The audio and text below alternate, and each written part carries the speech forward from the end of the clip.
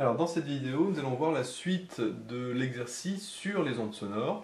Donc on rappelle l'énoncé, on avait un émetteur qui émettait des ondes sonores avec un premier récepteur, un deuxième récepteur situé à 2,8 cm.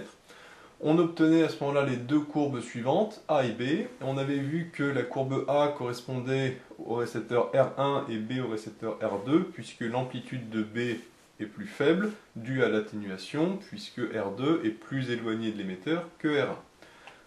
Grâce au graphique, on avait également trouvé la fréquence, qui était de 5,0 fois 10 puissance 4 Hz. Ensuite, on nous disait qu'on éloignait le récepteur R2 de 0,7 cm par rapport à sa position initiale. C'est pour ça que là on l'a mis en pointillé, ça c'était l'ancienne position de R2, donc on l'éloigne de 0,7 cm. Donc ici on a 0,7 cm en plus des 2,8 cm. Et on nous disait que on l'éloignait de 0,7 cm puisque c'était la première position à laquelle les ondes étaient à nouveau en phase. En effet, quand on avait R1 et R2 espacés de 2,8 cm, on avait le schéma suivant, et on voit à ce moment-là que les courbes A et B sont en phase, puisque le maximum de A correspond au maximum de B, le minimum de A correspond au minimum de B, et les deux courbes se coupent, coupent l'axe des abscisses au même endroit. Donc là, à ce moment-là, c'est ce qu'on appelle des ondes en phase. Maintenant, on éloignait progressivement le récepteur R2, donc ce qui va faire que la courbe de R2, donc la courbe B, va se décaler progressivement au fur et à mesure qu'on l'éloigne R2. Donc à ce moment-là, les ondes ne seront plus en phase, mais à un moment, ça va revenir en phase au bout d'un certain éloignement. Et ce premier éloignement, c'était 0,7 cm.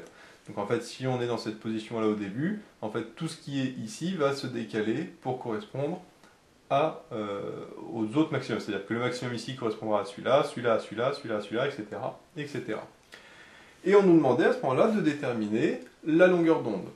Alors en fait la réponse est très simple puisque la longueur d'onde c'est justement ce 0,7 cm.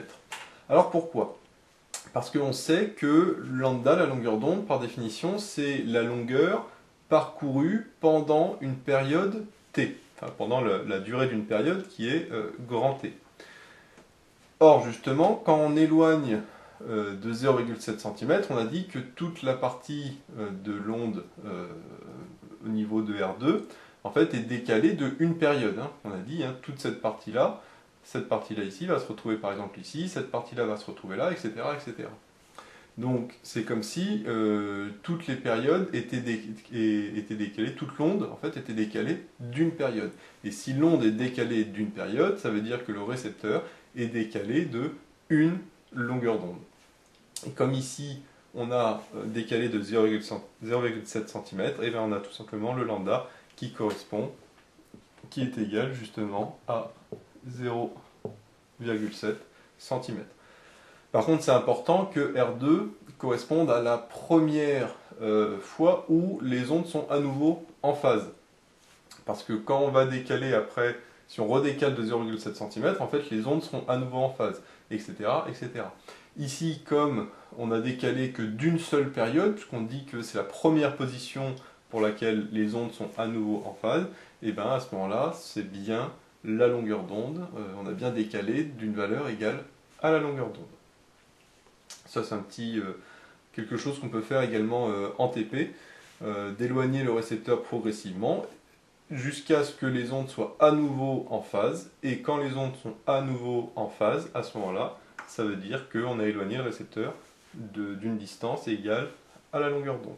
Alors avec les mains, si on veut faire avec les mains, en fait c'est comme si on avait les deux ondes comme ça, donc là elles sont en phase puisque ça correspond parfaitement, et quand on va éloigner R2, ça va progressivement décaler l'une des deux courbes jusqu'à ce que ça corresponde à nouveau, les doigts soient à nouveau superposés. Et à ce moment-là, on a décalé de un seul doigt, on va dire, c'est-à-dire une longueur d'onde. Si on décale à nouveau d'une longueur d'onde, à ce moment-là, ça décalera de deux doigts, etc., etc. Comme ici, on a décalé que d'une seule longueur d'onde jusqu'à ce que ça soit en phase, et bien on a ici décalé d'une seule longueur d'onde, et non pas de plusieurs longueurs d'onde. Maintenant, la question suivante, c'était de déterminer la vitesse de l'onde. Alors là, il suffit d'appliquer la formule, puisque on sait que V est égal à lambda f. Le lambda, on vient de le calculer, puisque c'est égal à 0,7 cm, et le f, on l'avait calculé dans les questions précédentes, hein, c'est 5,0 fois 10 puissance 4 Hz. Alors attention à bien mettre dans les bonnes unités. Le lambda est en centimètres, donc lui, il va falloir le convertir en mètres, et le f est en Hertz, donc il va falloir le convertir en Hertz. Enfin, là, il est déjà en Hertz, donc il n'y a pas de souci. Par contre, on aurait très bien pu donner la réponse en kHz, donc à ce moment-là, il aurait fallu convertir en Hertz. Donc le lambda 0,7 cm, c'est 0,7 fois 10 puissance moins 2 mètres, hein, centimètre en mètre, c'est 10 puissance moins 2. Et le f, c'est 5,0 fois 10 puissance 4 Hertz. Donc là, c'est bien en Hertz, donc il n'y a pas de souci. Maintenant, il n'y a plus qu'à remplacer, calculer. Alors 0,7 fois 5,0, bon, on sait que 7 fois 5, ça fait 35. Comme ici, c'est 0,7, ça nous donne 3,5. 10 puissance moins 2 fois 10 puissance 4, ça fait 10 puissance 2. Et donc le résultat est en mètres par seconde, puisque lambda, on l'a mis en mètres, et f, la fréquence, est en hertz. Et en fait, on sait que les hertz, c'est des secondes moins 1, notamment puisque f, on sait que c'est égal à 1 sur t. Or, t est en secondes, donc f, c'est rien du tout sur des secondes, c'est-à-dire des secondes moins 1. Donc en fait, les hertz, hein, c'est des secondes moins 1, ça c'est ce qu'on avait vu dans le cours. Et donc voilà, on a la vitesse des ondes, de l'onde, qui est égale à 3,5 fois 10 puissance 2 mètres par seconde, c'est-à-dire 350 mètres par seconde. Donc ce qui correspond à peu près à ce que l'on sait, puisqu'on sait que la vitesse du son dans l'air, c'est 340 mètres par seconde. Et donc du coup là on est à 350, donc aux erreurs de mesure près, ça correspond. Alors sachant que normalement on n'a qu'un seul chiffre significatif, puisque ici on a 0,7, en fait dans l'énoncé il disait que c'était 0,70, donc grâce au 0,70 ça nous donne deux chiffres significatifs ici et là, et donc du coup on peut mettre deux chiffres significatifs. Si on avait juste 0,7 cm, ça nous donne un seul chiffre significatif, donc ici on aurait été obligé d'arrondir le 3,5, donc on aurait perdu beaucoup de précision, mais en fait dans l'énoncé il disait 0,70 cm, et donc ça donne bien deux chiffres significatifs. Donc voilà un petit peu pour la question de déterminer la vitesse. Alors ensuite la question suivante, il demandait de tracer l'onde reçue au niveau de R2. Alors l'onde reçue au niveau de R2, pour ça on va s'aider du schéma qui est ici. En fait, l'idée, c'est que, comme on a décalé d'une longueur d'onde, comme on a dit, eh ben, on a dit que ça décalait d'une période. Toute l'onde au niveau pour B hein, va être décalée d'une période. Donc, on a dit, hein, le maximum ici, en fait, va se retrouver là, celui-là va se retrouver là, etc., etc. Sauf que, comme R2 est plus loin que sa position initiale, tout comme on avait vu dans la première vidéo, en fait, l'amplitude va être plus faible à cause de l'atténuation due à l'éloignement. Parce que là, on s'éloigne de plus en plus de l'émetteur, plus on s'éloigne, plus le son, forcément, long, hein, diminue en énergie, il y a de la dispersion. Ce qui fait que, au niveau de R2, ce sera toujours en phase, puisque on a éloigné d'une seule longueur d'onde, mais l'amplitude va être plus faible. Donc on aura quelque chose qui va être comme ça. Donc ça, la nouvelle que j'ai faite, donc qui est, comme on le voit, en phase, mais avec une amplitude plus faible, c'est celle reçue au niveau de R2, la nouvelle position de R2. Ça, c'est dû au fait hein, qu'on est en phase, puisqu'on a décalé d'une seule longueur d'onde, donc là, c'est toujours les maximums correspondent au maximum et les minimums au minimum, et ça coupe l'axe des abscisses au même endroit. Par contre, l'amplitude est plus faible, puisque on est plus éloigné. Alors après, de combien c'est plus faible, ça c'est compliqué à dire, parce que l'atténuation, c'est pas forcément facile à modéliser, surtout qu'ici on n'est pas forcément d'échelle ou autre. Donc on fait quelque chose de plus faible, juste au niveau de l'amplitude, mais toujours en phase. Alors maintenant, on demandait de faire la même chose, mais quand on avait écarté non pas de 0,70, mais de 0,35 cm. C'est-à-dire qu'on est non pas à 0,70 mais à 0,35. Donc en fait, comme si on avait une position R2 ici, éloignée de 0,35 cm. Alors pas forcément, je vais l'écrire ici, hein. La distance là correspond à 0,35 cm, de là à là. Alors, quelle est la particularité? La particularité, c'est qu'ici, on n'a pas éloigné R2 d'une longueur d'onde, mais d'une demi-longueur d'onde. Puisque la longueur d'onde, c'est 0,70 cm, donc la demi-longueur d'onde, c'est 0,35 cm. Donc cette fois-ci, on ne va plus être en phase, mais en opposition de phase, puisque on n'aura non plus lambda, mais lambda sur 2. On avait vu dans le cours, hein. Quand on s'éloignait de lambda, comme ici, c'est tout superposé, hein, comme j'ai fait avec les doigts tout à l'heure. Le maximum correspond au maximum, le minimum au minimum. Mais quand on est à un nombre impair de longueur d'onde, donc ici 1,5, donc 0,5, à ce moment-là, on est en opposition de phase.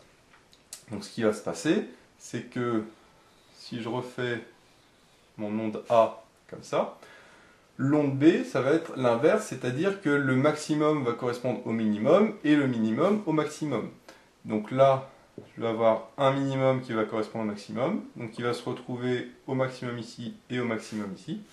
Et au niveau du minimum de la courbe A, je vais avoir l'inverse, c'est-à-dire un maximum ici, au minimum je vais avoir un maximum, et au minimum je vais avoir un maximum.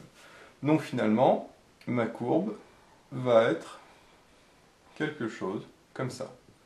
C'est-à-dire quelque chose en opposition de phase. Donc là on voit bien que c'est en opposition de phase, puisque le minimum correspond au maximum, et inversement, le maximum correspond au minimum. Alors bien sûr, j'ai toujours cette histoire d'amplitude plus faible, puisque là, le R2 est toujours plus éloigné que le R1. Alors comme il est entre les deux positions, normalement je devrais faire une amplitude qui est comprise entre celle de la courbe ici et celle de la courbe ici. Donc là, comme je l'ai fait sur un autre schéma, c'est pas forcément évident, mais si on avait superposé, à ce moment-là, on aurait pu éventuellement comparer. Voilà, ce qui est important, c'est l'histoire de l'opposition de phase, c'est-à-dire que cette fois-ci, si on fait avec les mains encore une fois, hein, au lieu d'avoir les doigts qui se superposent, en fait les doigts sont décalés.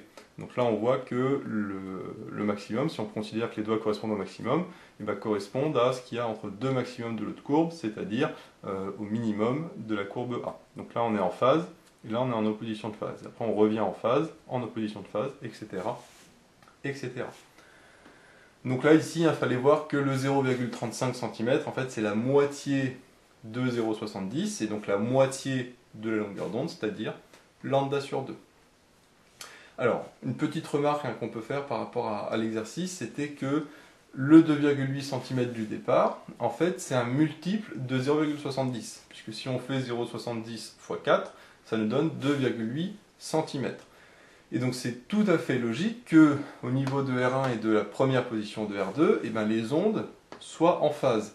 Pourquoi? Parce que R1 et R2, là, quand ils sont séparés de 2,8 cm, ils sont séparés de 4 longueurs d'onde, 4 lambda, c'est-à-dire un nombre entier de lambda. Et on avait vu que quand ils sont séparés par un nombre entier de lambda, ils sont en phase. Tout comme ici, hein, les deux positions de R2 sont séparés de une longueur d'onde, et donc ils sont en phase. Le problème de R1 et R2, c'est qu'ils sont en phase, donc on sait qu'ils sont séparés d'un certain nombre de longueurs d'onde, mais on ne sait pas combien. Ça se trouve, c'est 2 longueurs d'onde, 3 longueurs d'onde, 4 longueurs d'onde, 5 lambda, etc., etc. Donc là, on ne peut pas savoir. C'est pour ça que juste le 2,8 cm ne permettait pas de connaître le lambda. L'intérêt d'éloigner le R2, progressivement, c'est de voir à quel moment les deux courbes se retrouvent à nouveau pour la première fois en phase. Et là, quand c'était 0,70, on sait que le lambda vaut 0,70. Là, tout ce qu'on peut dire pour R1 et R2, c'est que le 2,8, c'est un multiple de la longueur d'onde, puisque les deux ondes sont en phase. Par contre, on ne peut pas dire combien de multiples correspond le 2,8. Donc la petite étape d'éloigner progressivement le R2, ça permet de savoir précisément la longueur d'onde. Donc voilà, j'espère que cette vidéo vous sera utile. N'hésitez pas à vous abonner pour être au courant des nouvelles vidéos qui sortiront. J'ai mis le lien vers l'énoncé de l'exercice dans la description avec d'autres exercices sur les ondes. J'ai également mis le lien vers la page Tipeee où vous pouvez soutenir Méthode Physique. Et moi je vous dis à bientôt pour une nouvelle vidéo.